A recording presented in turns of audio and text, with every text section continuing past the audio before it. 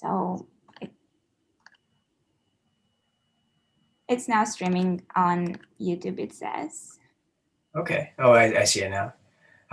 Great. So thank you all for joining. It gives me, it sounds cliche. It does give me great pleasure to introduce the person I've known the longest in my life, which is my father, Francisco Marmolejo, as well, who's going to be talking to us about bridging research and practice in the post-pandemic world, and particularly with a focus on higher education institutions.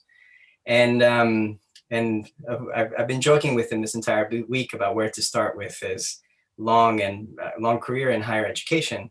But he's really, I mean, he's been entrenched in the world of higher education administration and internationalization in higher education for at the very least as long as I've been alive. So he used to be vice rector of the University of the Americas, where he helped the university with its accreditation process in the early 90s. But then when he moved to the university, first he was a fellow a higher education fellow at UMass, and afterwards moved to the University of Arizona, where he founded the Consortium for North American Higher Education Collaboration, which is really where really the platform that boomed to connect universities, both in terms of research and administration throughout the Americas during the time of NAFTA.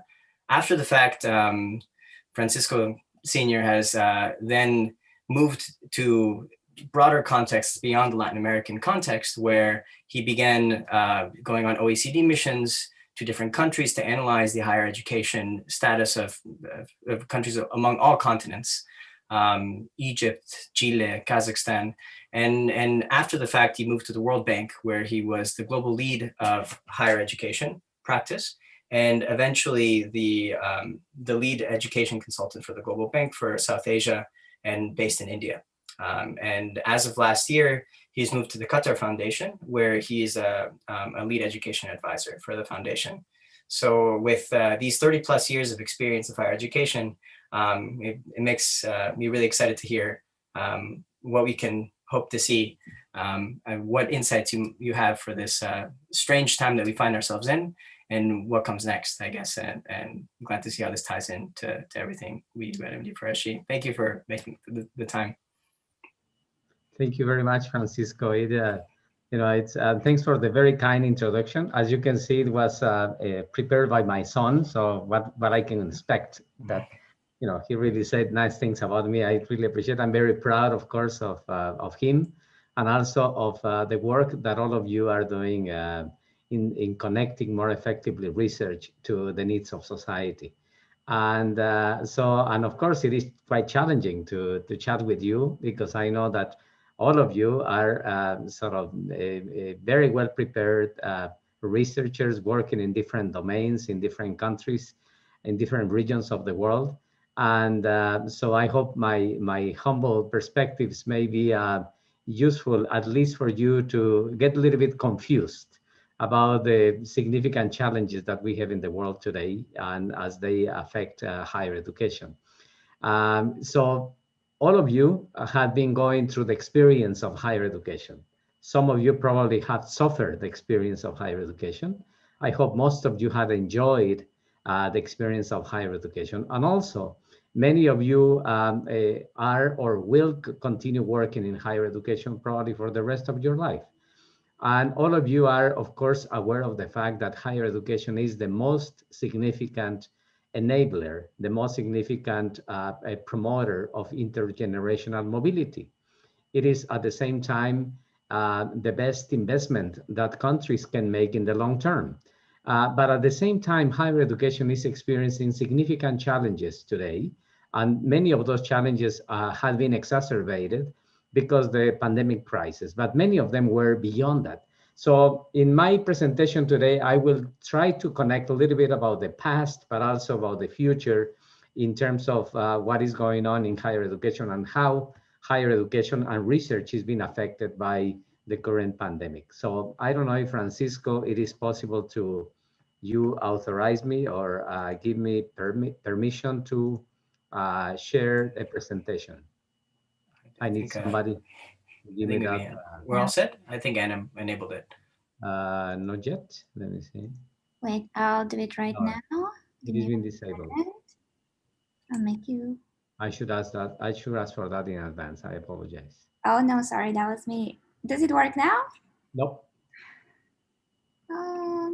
Let me. Can you try it now? How about now? Yeah, now it is allowing Okay. me. Okay, let me see. Can you see the main screen or the presenter screen? We see the full presentation. Okay, very good. The right way. Excellent. So, and of course, if you are interested in having a copy of the presentation, just send me an email. Once in a while, I post my email in the as part of the presentation, and I will be delighted to send it to you in case that you may want to keep some of the slides. So let me just a little bit talk a little bit about the context. You know, first of all, it is important to recognize that we live in a world which is increasingly interdependent. No longer we can see issues from a isolated perspective, and you as researchers know that very well. You know, whatever you are doing has implications in the rest of the world and vice versa. It is a world that also it is increasingly also globalized. We like it or not, this is the reality of the world today. It's a world which is increasingly global, highly competitive. It is always driven by technology. It is changing constantly, and of course, more and more we live in a world which is what is being known as the knowledge-based economy and society. And of course, you as researchers can produce a very elaborated econometric model to see how globalized is the economy. For me, it's easier to explain that by describing a bottle of Mexican salsa, a Mexican spicy salsa. And what it has, that bottle, you may say is nothing extraordinary about it. But what I found is interesting is that it was made in the Netherlands with ingredients from Morocco, distributed by a Chinese company, which I was able to buy when I was living in Delhi, in India. So of course I said, this is the best way to talk about the fact that not only the goods and services in the world are traveling and becoming increasingly integrated, but even the flavors, even the others, if you want. Uh, the world is also increasingly interconnected.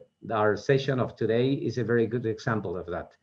We are connected from different parts of the world with absolutely no complications. But also, sadly, we live in a world which is increasingly turbulent. And also, positively, the world is increasingly fascinating. I wish I could be your age so I could experience what is going to happen in the world in the future. I know that my time is relatively limited, but I'm very, very, very sure that, the world is,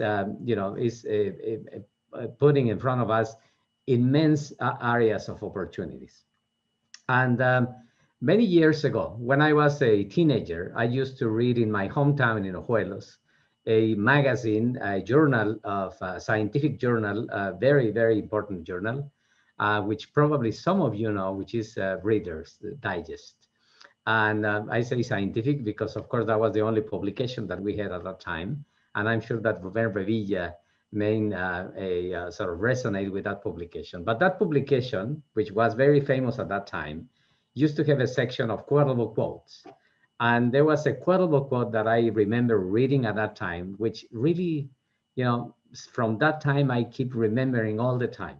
And the quote says, when I think about the future, I become concerned about the present. And I think more than ever today in the pandemic, when we think about the future, we should be concerned about the present because there are many, many challenges ahead, many problems that the pandemic is sort of putting over the table, if you want, and of course that are going to be important for us to think about. And of course, the geopolitical environment in the world is quite challenging. It's a highly polarized economy and society in the world, and in which it's relatively easy to blame others for the problems we face, but also, of course, not to recognize that also we have a reason to be part of that. So in higher education specifically, there are a number of factors that I think it is important to refer to as we are thinking about what is going to happen in the future. Challenges that higher education was facing before the pandemic are now still present. I will say are much more critical today, and it will be much more critical in the future. challenges such as equitable access, limited relevance of higher education, and of course, other issues that are also equally important. Let me talk just about two of them. In terms of equitable access, the good news is that more people than, more than ever, people are having access to higher education. And I should say that some of this analysis is based, by the way, in something that Michelle helped me to do when she collaborated with me at the World Bank. And however, higher education enrollment is not growing equally in the world, especially in the low-income countries. Still, higher education continues being an opportunity just for a few, while in other countries, it is fortunately something available for the majority of the youth. But again, especially in low-income countries, still that is a big problem. And of course, in some countries, the growth has been spectacular. When I was working in India, I was just amazing to see that growth. Let me give you an example. While in the world, there was a significant increase in the number of higher education institutions and of course students. In India, the growth has been much more faster than in any part of the world. Just in the last 10 years, there has been 6.3 new universities in India being founded per day, including Saturdays and Sundays. And of course, that can give you an idea of the significant transformation that a country like India is experiencing.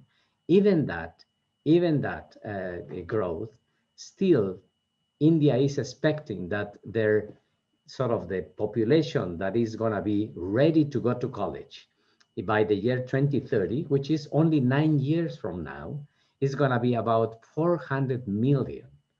And of course, you can see with a size of about 30 million, still you are talking about a very small percentage of the population, which is having the opportunity of access to higher education.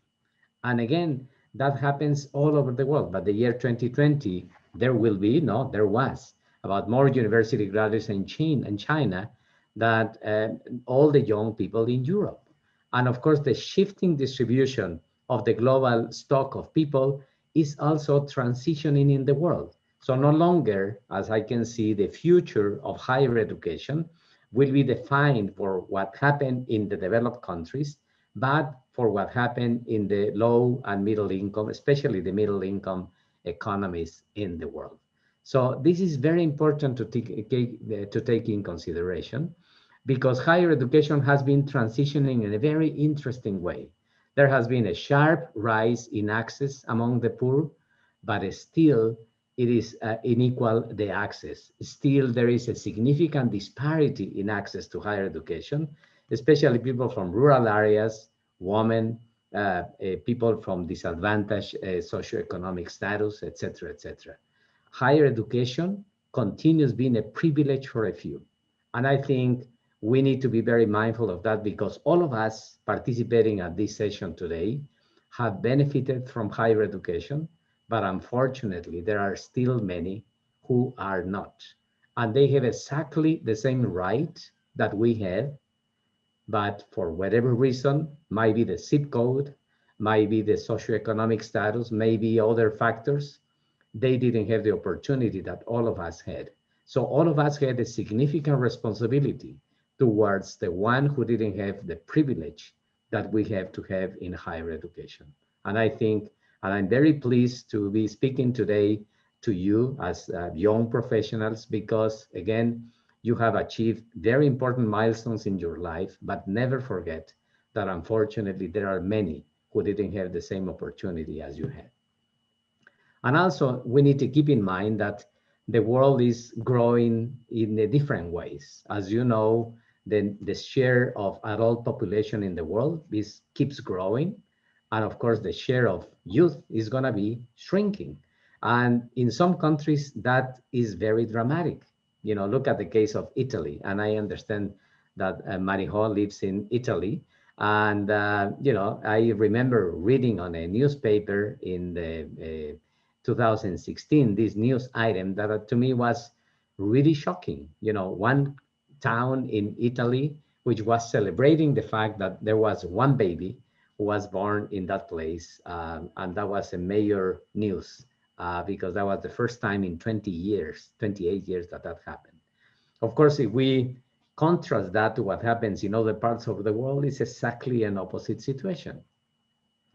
So, of course, as you know very well, when you think about the projections of youth in the world, there is going to be a dramatic transformation that is going to be, of course, affecting in many ways the landscape of the world and, of course, the landscape of higher education.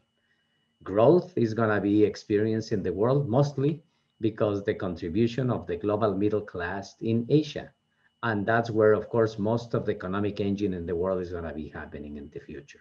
So there is going to be, of course, a demographic shift, which is, again, dramatic in the world that is going to be affecting in many ways the world, of course, the economy, the society, and why not higher education as well.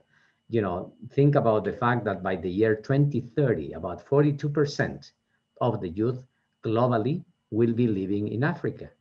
And if you think about the fact that in Africa, more than 70% of the youth is living with less than $2 per day, that can explain a lot about the inequalities in the world and, of course, about the potential big challenges that we will have in the world if we don't see these problems with a global perspective. Now, of course, education, all of you know that is the best formula for a better life. And also, you know that education has a significant economic incentive. People go to school because they want to have a better life, because they want to have higher income, because they want to have better conditions for themselves and for their families. Studies from the World Bank show that about per year of studies that you will have about 10% more of revenues in your life. But when you analyze the information by sectors of the educational pipeline, you can see here that higher education is the subsector of education in which there are the highest economic returns. In some countries, in some regions of the world, such as the case of Africa, is the largest one, about 21%. And in other parts of the world, for instance, where I live in the Middle East, is the lowest one. But still, it is, again, where it pays back. And also we know that higher education is much more than just economic returns. We know, for instance, that people who experience higher education tend to value, for instance, more democracy than people who don't have the opportunity of higher education. We know also as well that people with access to higher education tend to have a healthier life. Consequently, they tend to live longer. Also, people with higher education tend to be more tolerant about different perspectives of the world, more multicultural. And of course, higher education is very important because that prevents to come out with many of the stereotypes that exist in the world about each other, for which, again, the experience of being in a university also helps to have this understanding of what happens in the world. Of course, a key challenge is how to balance equality of opportunities with high academic standards as well as with relevance. So, and the other important issue to mention is that even though higher education has the highest economic returns, sadly, the returns are declining. And that happens for two reasons. The declines in the returns, economic returns of education happens either because there is an imbalance in terms of the graduates and the capacity of the labor market to absorb them, and or because the graduates of higher education are not having the right skills that are going to be needed in such a labor market. And of course, that creates the problem of many individuals who have higher education, but who cannot experience the opportunities that higher education is supposed to provide to them. So this is the case of Angelo, who I met him in India. He had a master's degree in economics, but he was working as a touristic guide because he didn't have any other opportunity in life. And I'm sure that you know too many people in the world, too many colleagues probably, who also had higher education but didn't have the opportunity to work on the profession that they work for. And of course, the last factor that I like to mention before we go into the COVID is about technology. Because as you know, technology is transforming and has transformed dramatically the world. Ruben probably might be the only one, and myself, who who knows what is a slide rule. And I mention this because slide rules, when we were students, were the equivalent to the calculators. We didn't have any calculator. We didn't have any computer back in those years. So we had to make our calculations using the slide rule. And at that time, interestingly, as you can see, this advertising from IBM was talking about the fact that, they are at that time were able to create or to manufacture the a big computer that was able to do the work of 150 slide rules.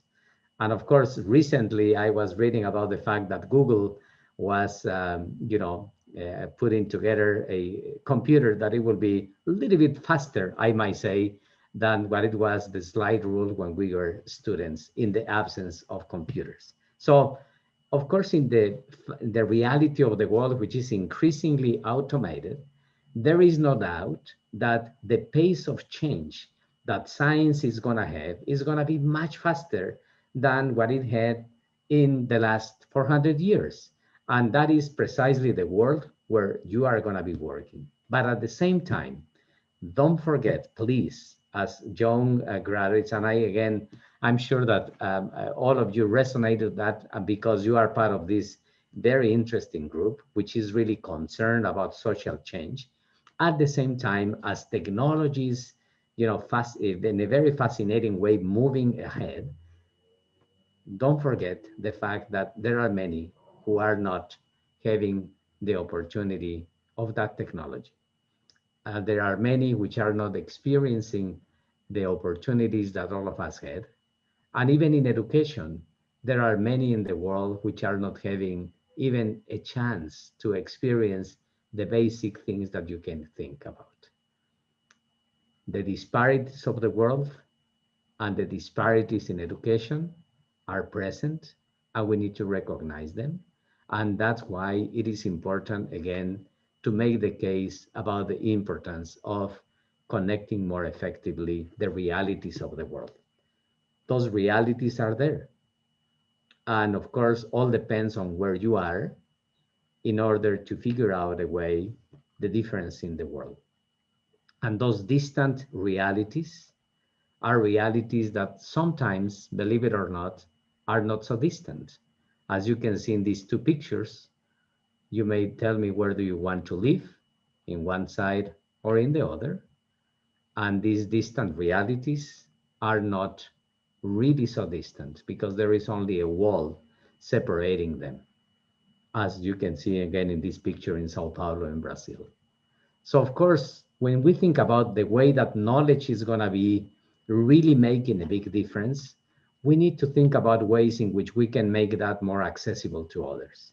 And of course, technology is changing our lives in many ways, sometimes not always as we can expect. There are, of course, things that we never imagined. Many years ago, for us to think about what would be Wi-Fi would be just something completely unthinkable. And of course, higher education institutions need to change, and of course, will have to change because the realities of the world are forcing them to see these new contextual things that, of course, the youth is going to be very different in the future as it was in the past. And of course, all of you are going to be part of this reality. Now the pandemic arrives. Did we listen about all the challenges or problems we are facing? Probably not. The realities of the world in the past are the realities that probably we shouldn't try to just prolong in the future. In many ways, the vision that we have about the world and about education has been relatively naive. And of course, there have been many who have been talking about the fact that higher education must change, must adapt to the new realities. Back in 1997, Peter Drucker said, universities will disappear. Probably he was wrong. In India, as I mentioned to you, there are 7 new universities per day. So that might not be a reality. Or probably he was making the point that we really need to reconsider what is going on in higher education. Of course, the pandemic arrives. It is something that it was completely unexpected. Nobody could predict that it was going to happen with that significant magnitude. Globalization really became in retreat for the first time since the World War II. Transportation in the world was suddenly stopped. And of course, education was affected as well. In just a period of 3 months, literally, education in the world became completely paralyzed. Universities have to address the urgent while delaying the important. An interesting study conducted in the US with presidents of universities showed that presidents of universities started to become concerned about things that they never imagined before, even the possibility that eventually universities will be closing in the future. And just to give you an idea of the magnitude of the crisis in higher education, globally, more than 200 million higher education students have been unable to go back to school. Approximately 70% of international students had to return to their home, and 30% staying in the countries, really they were experiencing significant problems, in many cases economic, in even cases even discrimination and even retaliation against them. And only 60% of the students in the world have been able to continue in some way their higher education studies through remote means, which the significance of that is about 40% of the students globally are not having the opportunity to continue their education. And that is a significant challenge, of course. The digital divide, of course, affects a lot access to higher education because there are parts of the world in which internet penetration is very, very small in comparison to other parts of the world. And this is a reality that, again, we like it or not, we need to recognize. The digital divide is a reality in the world, and it affects education, and it affects, of course, higher education. This is a picture, for instance, in Bolivia, where students have to go to the mountain in order to have some kind of connectivity to the internet. Even in the US, you may think that they have 100% access to the connectivity, and that is not the case. There are many students, even in the US, that are experiencing significant difficulties in having access to education through remote lines. So the crisis basically is teaching us very significant lessons. First of all, that we were not prepared in higher education and research to deal with this pandemic. Secondly, that the operational environment of our institutions is very fragile, that we also learned that online education is relatively easy to implement, but is not the solution to the long-term problems. We learn also that leadership is differently needed in times of crisis. Also, we learned that many of the challenges that we were facing in education, such as inequality of access, inequality of use of technology, has been exacerbated because of the crisis. And of course, also we are learning that many of the traditional assumptions that we had about higher education really need to be challenged, because those are assumptions that probably might be wrong. The reality is that the world is experiencing a dramatic economic crisis. China is the only country in the world that in the year 2020 experienced a positive economic growth. The rest of the world experienced a negative growth of a significant magnitude. And of course, many factors are being affected. For instance, international education. Think about this. If you look at the popularity of the terms in Google, you find that the term online courses really became so popular from February to April of last year. And of course, the term study abroad literally disappeared from the map. In some countries, that affected a lot. Look at the case of Australia, for instance. In Australia, you find institutions in which about 40% of the enrollment was composed by international students. as students were unable to continue their education, now many universities in Australia are facing a very significant economic challenge because they were relying on the international students. The research work also was relying on international students who suddenly cannot continue their education. And of course, that happens all over the world.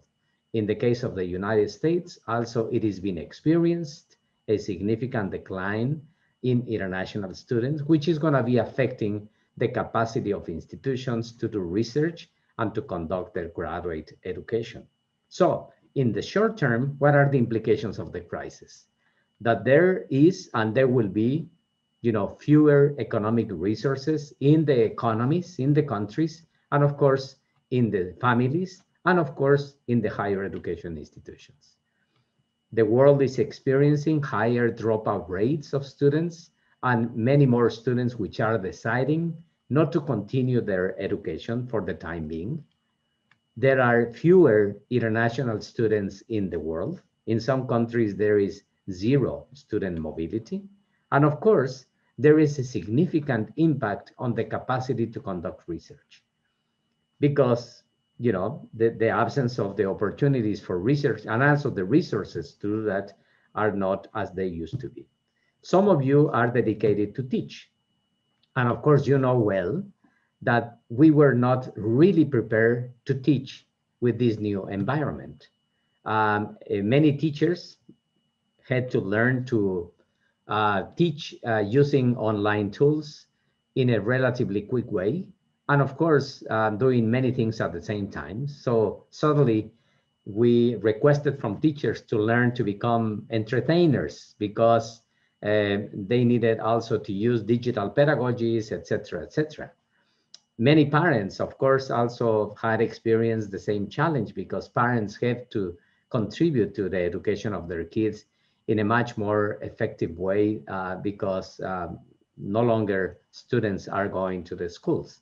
So some of the challenges ahead in education, in higher education, is that still we are struggling to figure out how to minimize the learning deficit of the students, how to address the problem of the digital technology gap, how to keep students interested in the teaching learning process, how to evaluate the education of the students because things have changed. And of course, how to mitigate the significant economic implications that will have the crisis in higher education institutions. So this is the reality of higher education today. It's not a rosy picture because the complications and the challenges are very significant ahead. In terms of the teaching learning, I'm sure that all of you have experienced this if you are teaching or if you are learning, that not all the time you are highly interested on the lectures of the teachers. In fact, a study conducted in Mexico at the University of Querétaro as a good example showed that only 2 out of 10 students were expressing positive perceptions about the online learning environment. And also at the graduate level, many students in the world are experiencing the realities of the pandemic. Many students are experiencing economic difficulties. And also, of course, many students are experiencing mental challenges precisely because the fact that they don't have the opportunity to socialize and to interact with peers as they used to do. Even teachers are experiencing the problem. A study conducted by Yale University shows that a number of teachers are also experiencing depression and anxiety. And of course, transitioning the teaching to Zoom was not as easy as you can imagine.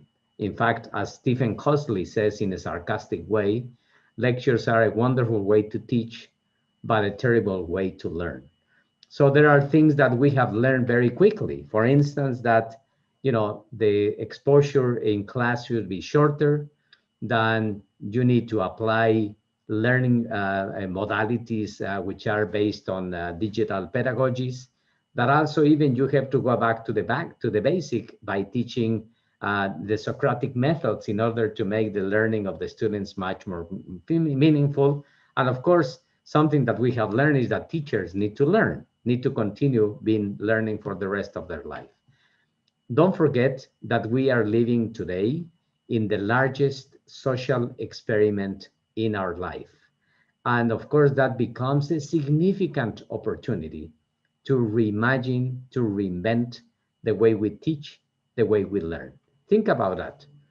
Look at this comparison between the traditional and the new paradigm of teaching and learning. And of course, we need to figure out ways in order to make that transition, in order for teachers to be facilitators of learning, and of course, in order for students to be the actors, if you want, of their own learning. So in summary, we live in a new normal. Did you imagine about a year ago that a stadium in South Korea will have to be filled with pictures of the fans, or that restaurants will have this type of barriers, or that schools will have to have this type of barriers, or even that in the church, they will have to put the pictures of the parishioners, or that places such as Mecca, which is always full of people, suddenly will become completely empty, or that in this restaurant in Thailand, they will have to make these separations, or even in the manufacturing lines, or even here in Qatar, they will have these mannequins in the restaurants in order to foster the social distancing. Did you imagine about a year ago that we won't be able to hug your elderly family, or that even social distancing will have to change? You know, those are some of the changes that the world is experiencing that, of course, we never imagined about a year ago. And universities as well have experienced a significant transformation. Those were the universities of the past, full of students, full of energy, with big commencement ceremonies, etc. Suddenly, those institutions became completely empty, conducting virtual commencement ceremonies, or even sometimes using robots for those ceremonies. So about a year ago, a lot of people, including myself, never used Zoom, for instance. Now it is part of the new reality. And of course, there is anxiety and uncertainty because nobody knows what is going to happen. It's a new social life on campus because, of course, we like it or not, all these realities of today are impacting all of us. The good news is that human teachers are more needed than ever. So this is a good news.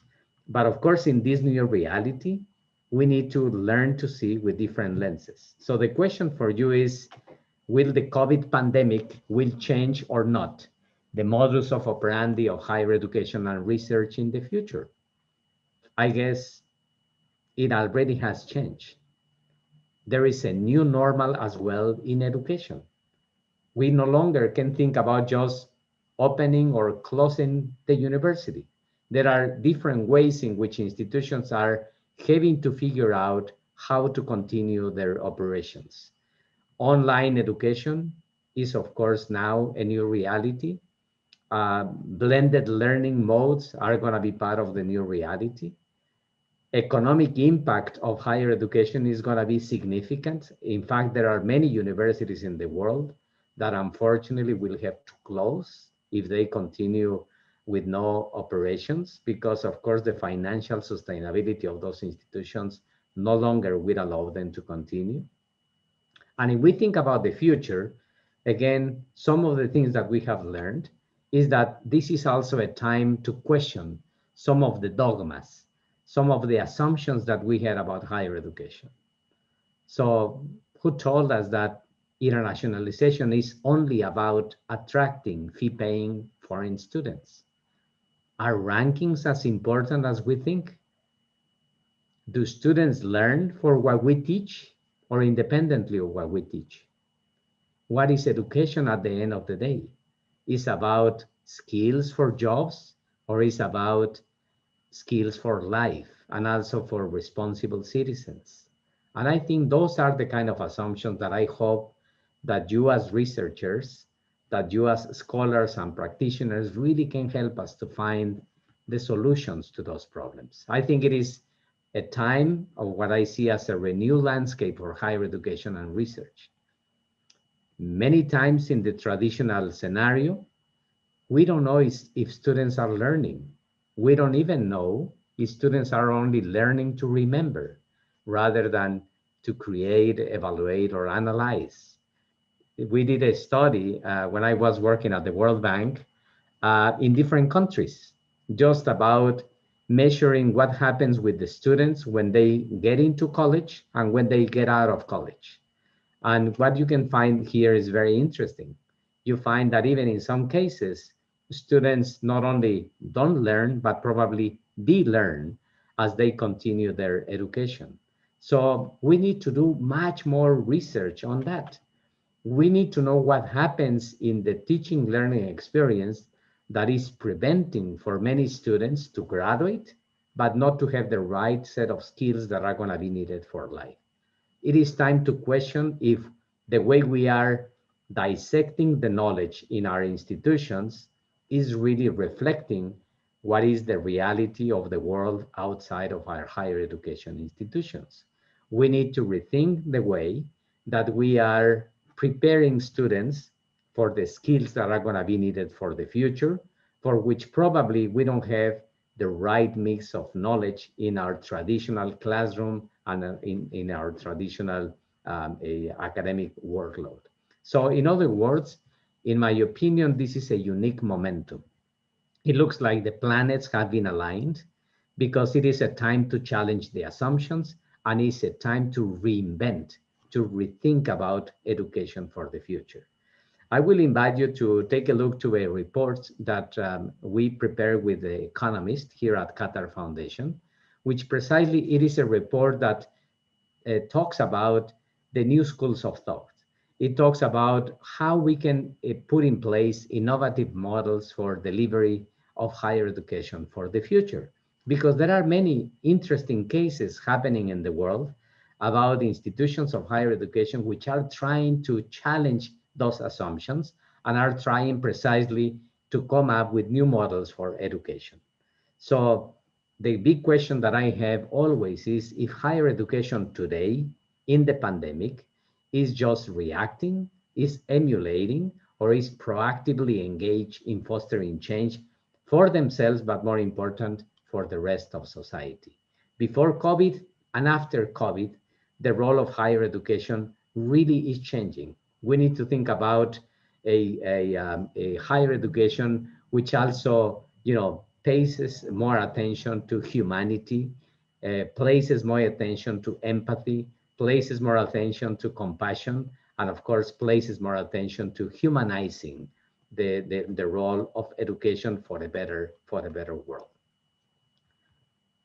So there are areas of opportunity for disruptive education, how to articulate more effectively our educational institutions, how to recognize learning outside of the classroom, how to be more flexible in our higher education institutions, how to bring the community to our universities, and how to have our universities going into the community, how to set up mechanisms for virtual mobility or for internationalization at home. Those are some of the issues that we are discussing today in the higher education arena. And when we are talking to teachers and we are talking to administrators about the importance of taking advantage of this unique momentum and not waiting to think about going back to business as usual as the pandemic ends. Because if we do that, we are going to miss a great opportunity. Sadly, in higher education, we have the tendency to exercise the art of ambiguity, which is to continue doing the same, but waiting different results.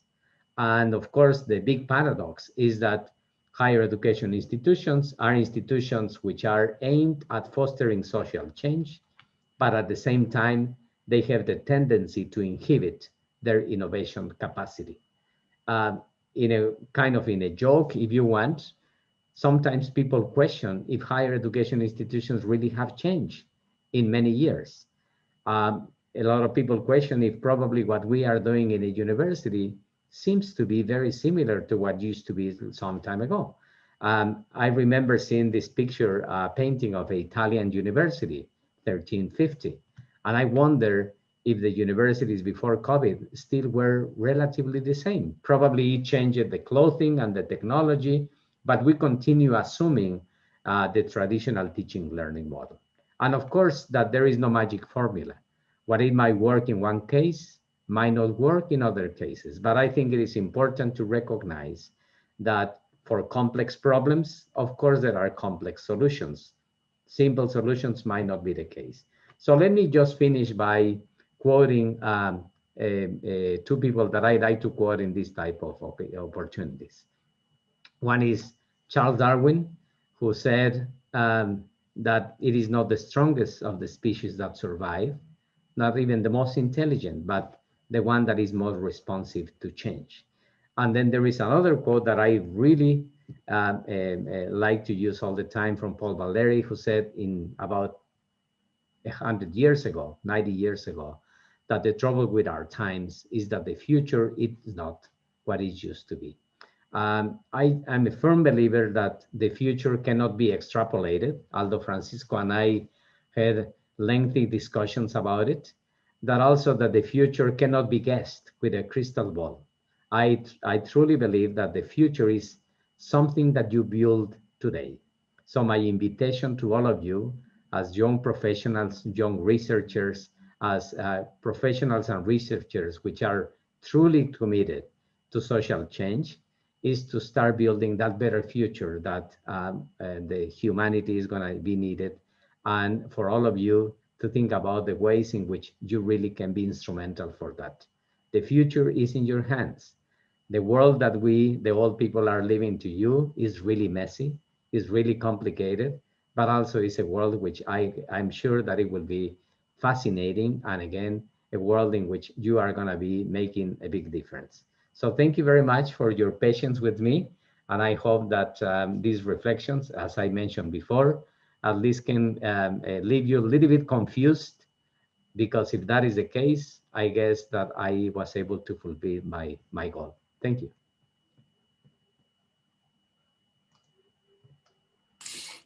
Well, thank you so much for the talk. Really intriguing perspectives, lots of food for thought, and very apt for, like you mentioned, that I think it's actually quite interesting to think about, because MD4SG as an initiative has always, before even the pandemic, had this forward-thinking interdisciplinary work that has been remote. And I mean, we've been working in this, it's almost as if post-pandemic, we've the practices we've been doing have helped going forward. I leave the floor open to discussion, and perhaps maybe to start, I just have a quick question on internationalization of education. So knowing that you have an extensive background in international higher education, and I was just curious what you thought were some of the best practices of making this fundamentally non-virtual experience virtual. I mean, thinking about if the pandemic you mentioned has forced multiple students to not be able to go abroad, and you've worked in this for so long, and now I'm sure that there's work that's being done in terms of somehow replacing some of the benefits of the system in a virtual setting, or of creating some of the incentives for students to partake in these benefits in spite of not going there in the first place. And I was just wondering if maybe you knew of some schemes that have been working in this space. Yeah, no, there is something that to keep in mind is that all of us know, as I mentioned before, that unfortunately higher education is very elitist. We are just a few in the world who have the benefit of higher education.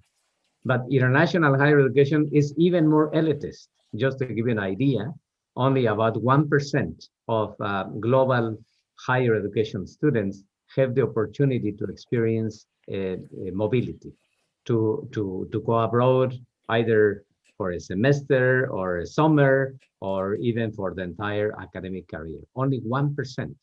So all the efforts that traditionally we have done in international higher education, sadly, had been aimed at only benefiting about 1% of the students. And even countries may make a significant effort in trying to increase the number of students who go abroad. But even that, let's imagine that it doubles or goes triple, it will go from 1% to 2% or even to 3%. So the big challenge that we faced historically is how to benefit, how to allow the benefit of international education to greater number of students. And the pandemic, of course, as you can imagine, made that problem even worse because even that 1% was or is being unable to experience that. So there is a lot of discussion and a lot of action being taken in establishing initiatives under a term that we refer to as comprehensive internationalization or internationalization at home. Precisely, which is an entire strategy that higher education institutions in some countries is putting in place in order to add the international dimension, not only for the 1%, but for all the students. And the best tool that we have in our higher education institutions is the curriculum. When we are able to internationalize the curriculum, when we are able to provide the international dimension into the regular classroom, then we are providing an opportunity for more students to benefit from that. In addition to that, there are a number of techniques and activities that have been in place. One of them is the topic of virtual mobility. And again, the term is a little bit misleading, but in a way, what it means is that, how to enable the opportunity for students from different parts of the world through a mirror teaching. Let's say a professor, a faculty member at Oxford University connected with a faculty member in an institution in India, as well as an institution in South America. And then they force the students to work together in this type of environment. And also there is the collective learning in a particular common subject, but again, connecting using the technology. So now initiatives such as virtual mobility are proliferating in the world. There are very interesting cases. There are terrible cases as well. So there are situations in which it's not working, as you can imagine. Sometimes because universities resist that, sort of recognition of the learning that is happening beyond the conventional. But virtual mobility is an excellent way to facilitate that internationalization. But as I mentioned before, we always should think about the 99%.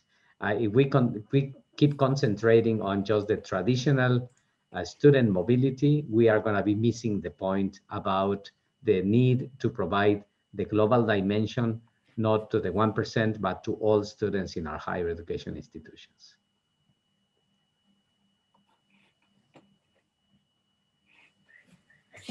Thank you. I guess I'm just looking to see. I don't think that everyone, please feel free to post questions on the chat or chime in at any moment.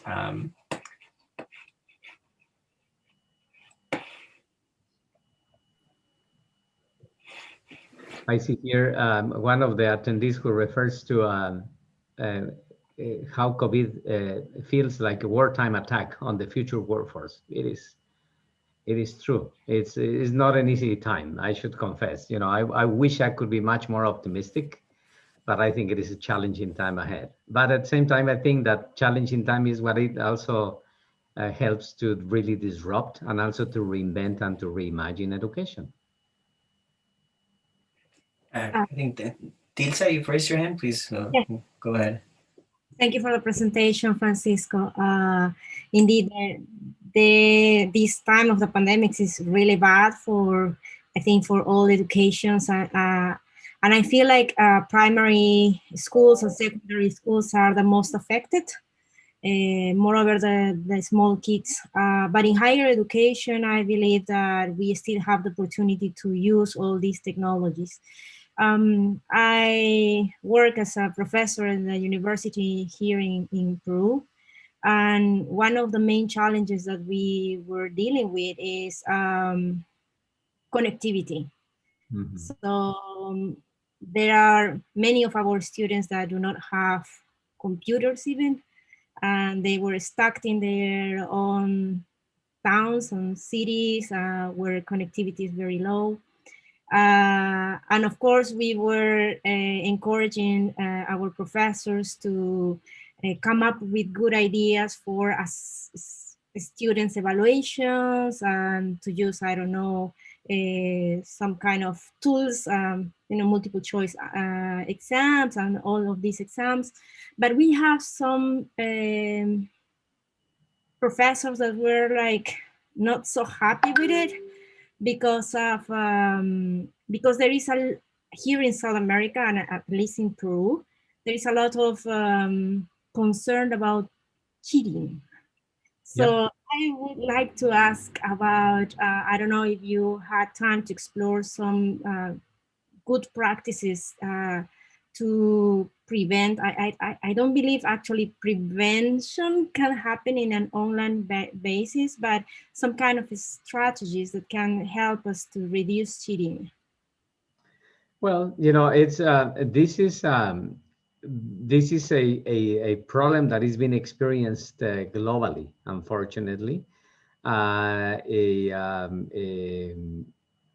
This the delivery, the remote delivery is causing that challenge. What countries are doing? Well, you find the number of countries in which basically they have decided to change the grading system, and in order to avoid the traditional grading by saying just pace and fail. Basically, that's a way that they have been able to cope with this in a very short term.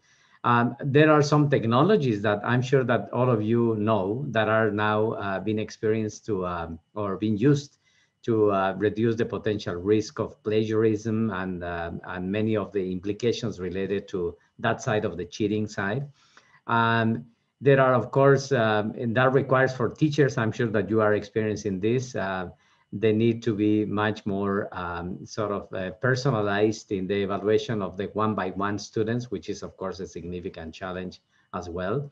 And of course, there are no easy solutions to that.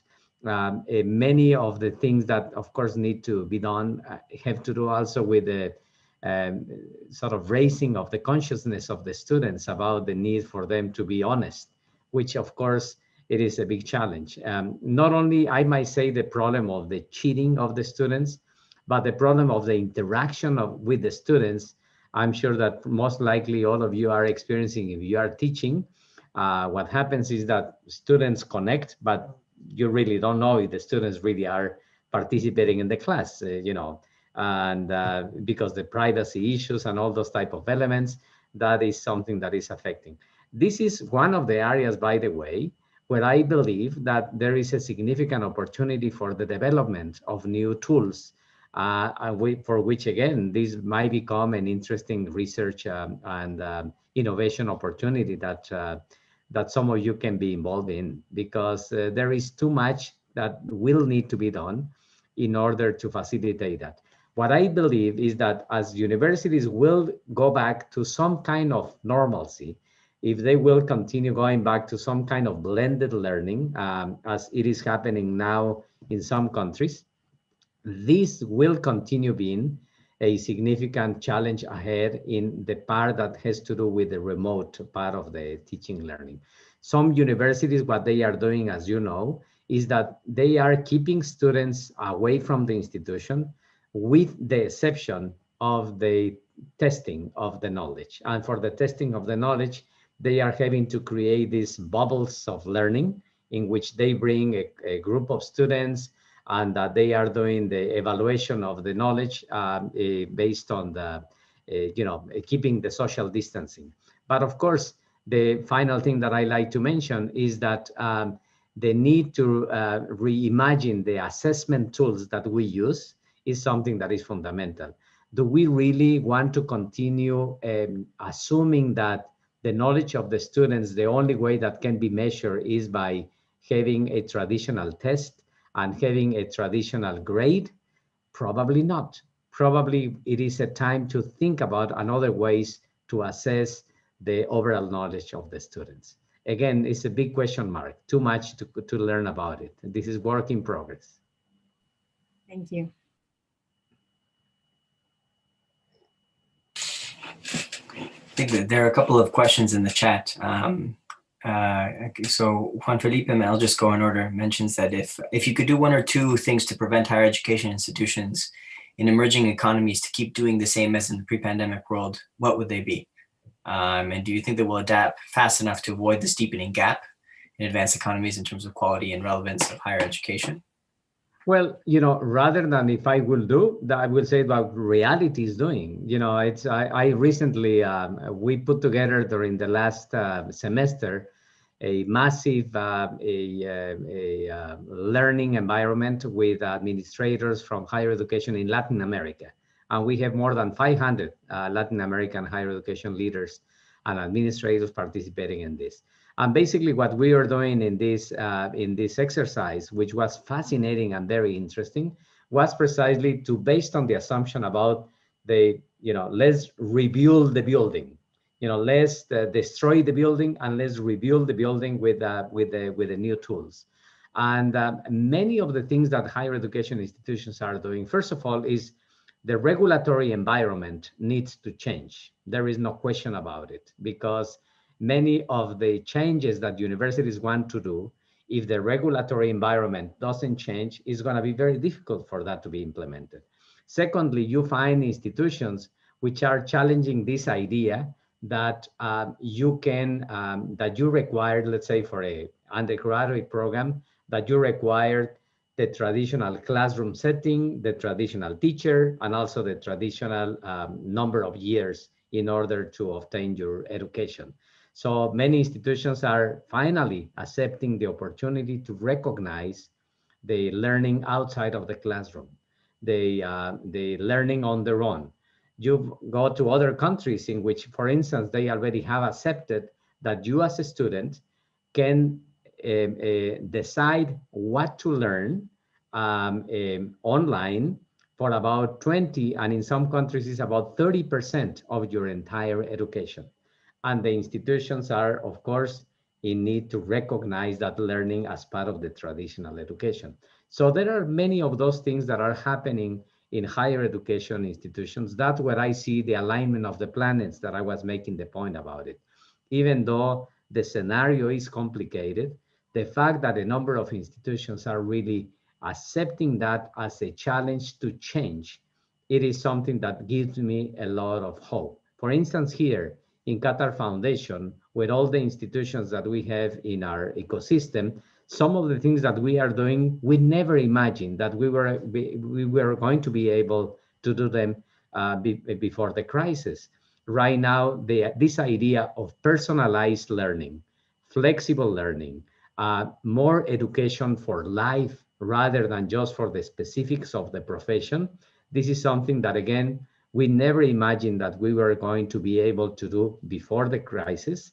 Now, because the crisis, everybody's willing to collaborate on that. And now we are coming up with a new academic model for our educational institutions here at Qatar Foundation, which I think it is going to be a significant difference, because this is what students were requiring, but we in our institutions were so hesitant to recognize that need for change. So that's where I see the opportunities. That's where I have some sense of optimism beyond the pessimism of the realities of today's world. And I guess we have time for one or maybe another question after that, but going to Elizabeth Evans has asked in the chat for whether, in addition to connectivity issues, what the impact is of having access to proper tools. And she gives a really relevant example about Chromebooks in New Hampshire in the US, and how some of these Chromebooks have been paid for separately from the state due to these lower costs, but this gives an issue for connectivity to Zoom, for example. And immediately that's a concrete example of disparity of access to tools. In fact, it's something that I can mention that we've seen here at Oxford in the interview season, which we just had. Some students had proper access to tools to be doing the mathematics interviews and some did not. And this is a very valid immediate impact that I don't know what you think about overcoming this over time or ways of dealing with this.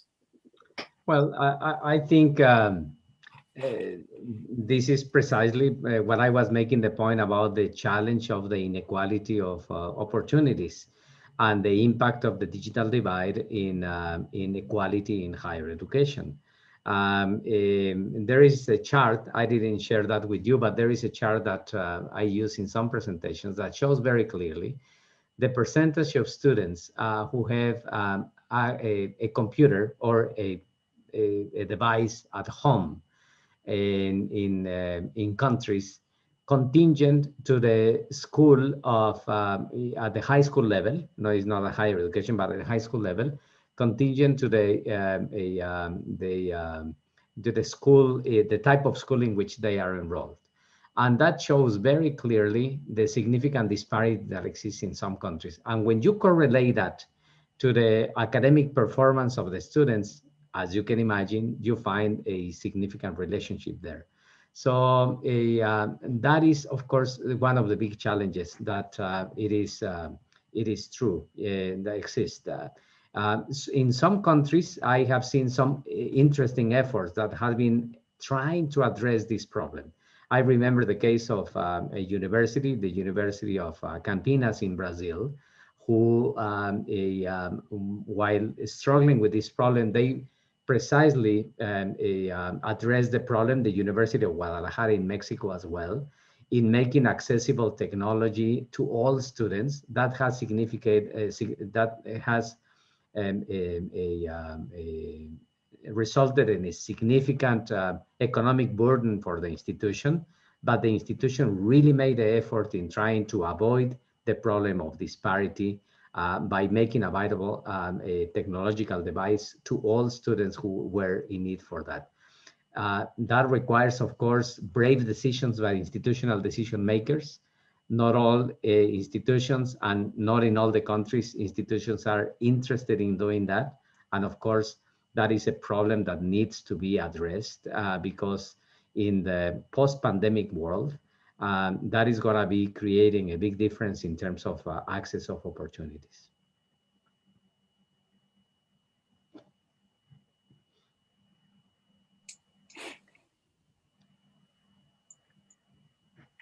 Well, thank you. I mean, I don't know if there are any more questions, but I also want to be mindful that that we're running a little bit tight on time now, and I know that you'll have to head out shortly after we finish.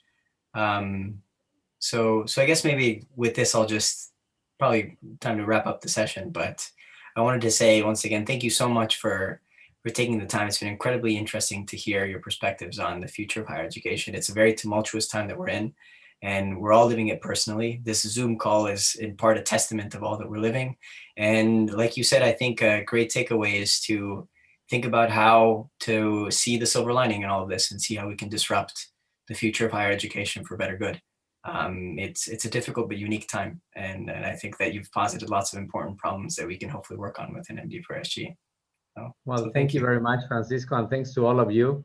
The world needs disruptors, and I'm very confident that all of you are disruptors, and that consequently you are going to be able to change the world. Great. Well, thanks everybody so much for taking the time to join us as well. I don't know if we have any announcements for future meetings or if...